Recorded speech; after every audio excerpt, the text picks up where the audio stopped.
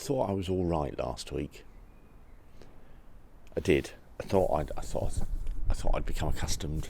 I thought it's going to be all right. We'll like everybody else. We'll process through it. Just follow the guidance, follow the rules, and will all of us collectively get through it. That's what I thought. Some seemingly banal things occurred yesterday.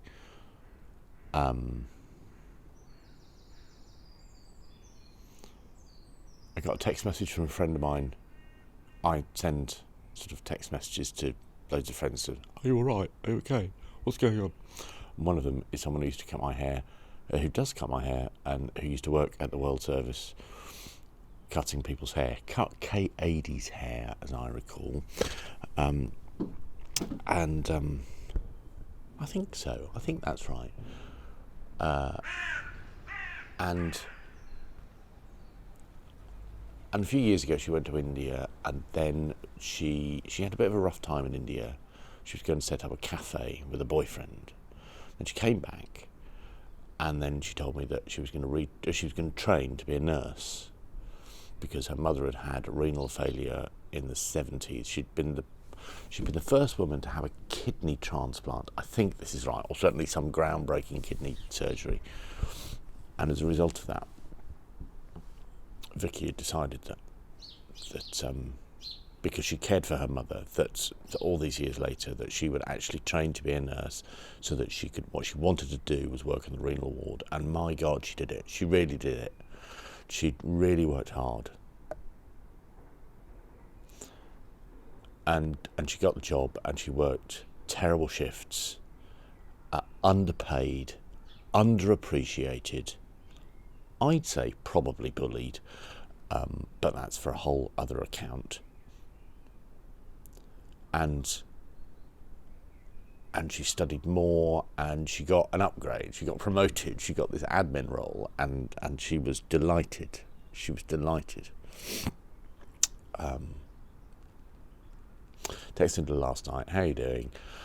Well, they've redeployed me to an ICU for COVID patients.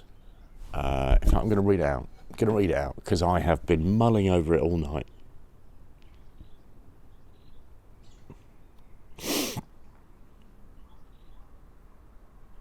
I've been redeployed back to my old ward, which has been made into an ITU for COVID, so working long shifts every day. I just had this weekend off though, back in the morning. We are receiving patients from all over the trust, mainly those who have dialysis too, really short-staffed and not enough PPE.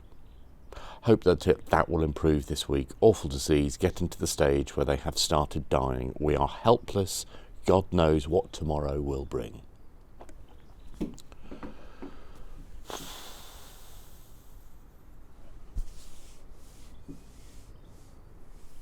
Really care about Vicky. Really care about Vicky. I care about them all. Obviously, I care about them all. But when it's someone that you know, then it's no longer something that is happening to other people who are not staying at home. It is happening potentially to someone that you know.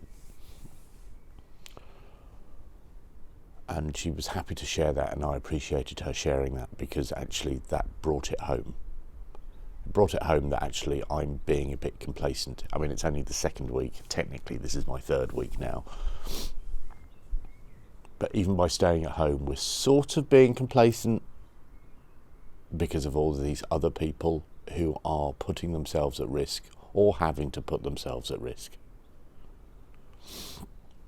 And you've got to be a cold-hearted bastard if you don't get affected by that.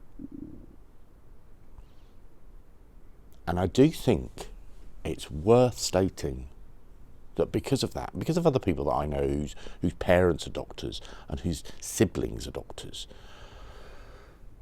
who are every day putting themselves at risk, that cannot not affect the way in which you interact and communicate with other people during your working day. It must. Because if it doesn't, then you yourself are being complacent. You are shutting yourself off from everything else that's going on in the world. And I don't know what I'm frightened of more, actually, in all seriousness. Those people, well, no.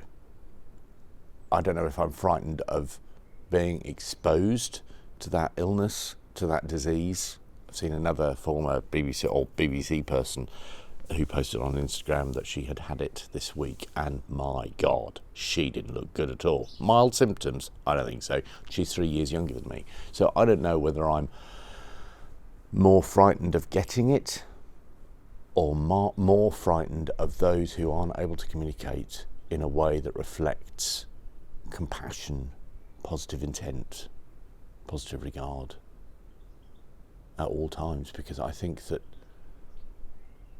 when you become more aware of what other people are exposing themselves to, and the risks that they're taking for us,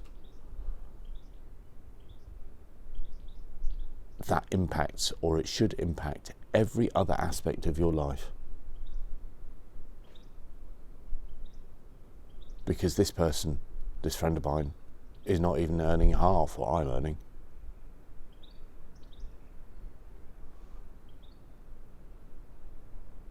That's terrifying. We just need to be compassionate. We need to not be complacent.